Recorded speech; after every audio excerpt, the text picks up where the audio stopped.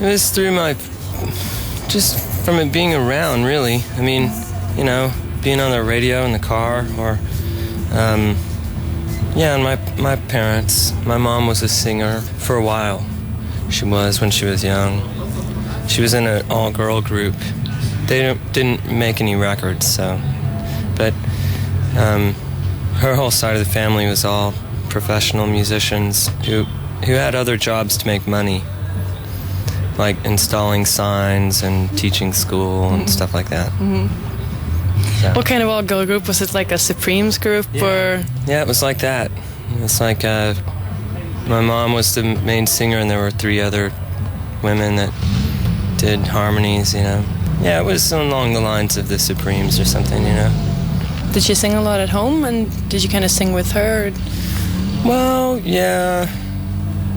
Singing wasn't really my first thing. She was a good singer. My grandmother was a really good singer. For me, it's only in the last year that I feel like I have any control over my voice. You know, some people, it just comes really naturally to them. They just sing on key all the time, and they don't seem to have to try. You know. You're not like that?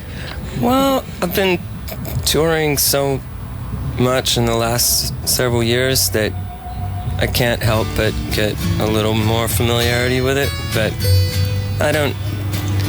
I can't wake up first thing in the morning and sing like a bird, you know.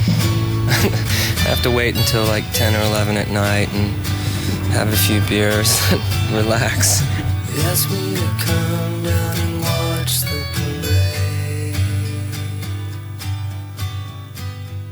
To march down the street, won't you follow me down to the Rose Parade?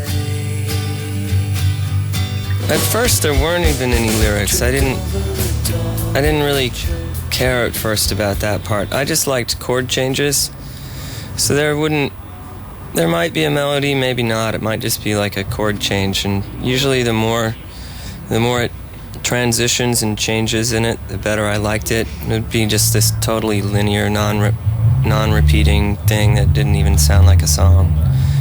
Then when I started to make up lyrics, at first they were, you know, like bad high school poetry about, you know, complaining about all the emphasis on money and power, and that, you know, how people don't care about creativity, or, you know, all the guys on the bus in suits, and, you know, everybody's got the same overcoat, and everybody looks the same. You know, I had green hair, and I just couldn't understand why everybody shopped in the same stores and worked at the bank, and it just seemed totally boring. And when I started to like lyrics, I really liked Blood on the Tracks, or even like Highway 61, or I like the lyrics to Strawberry Fields also, you know. Sort of more real serious, like, I guess it's when it seems like the singer is making pretensions to poetry instead of just writing a song, then it's harder for me to really like it. Are you scared of that? And do you think of that when you write your own lyrics? I wouldn't want to come across as pretentious, but I can't really control that, you know?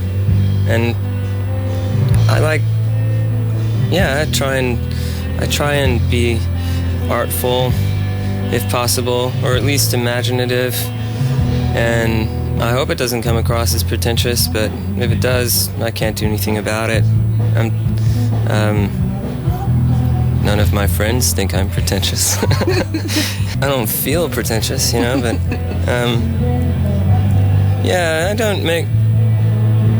I like for things to be artful, but I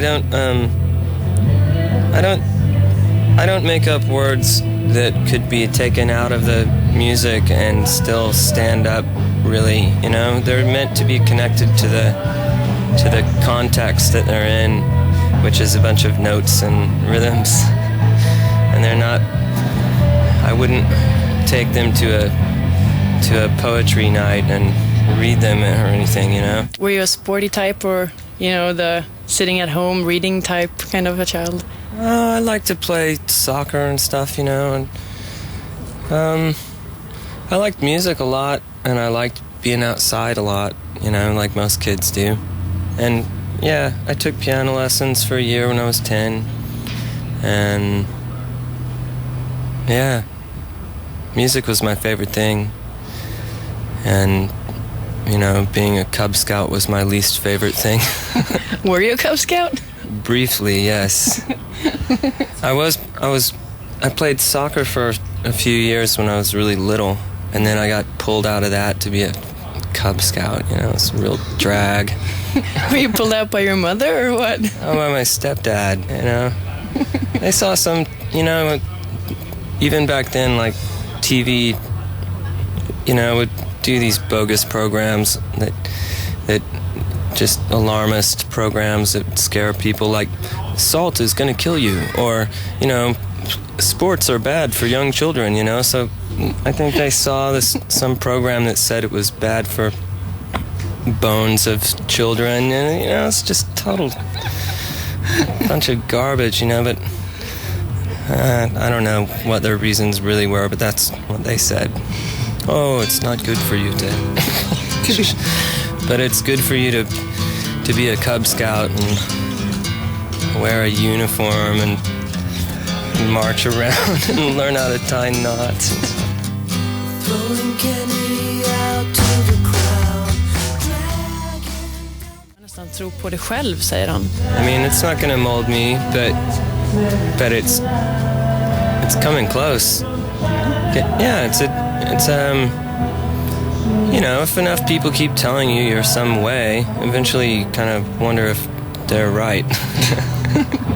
But have you thought about that, constantly being, kind of described as, depressed and sullen and quiet? Can that affect the person? Yeah, sure. Yeah. Yeah, in fact, recently it's been getting to me quite a bit, to the point where I really dread interviews, even though this one is fine. But yeah, nobody wants somebody telling them over and over again that they're dark or depressed just because the music they're playing at the moment is not as up and at it as what's on the radio, Got a foot in the door. God knows.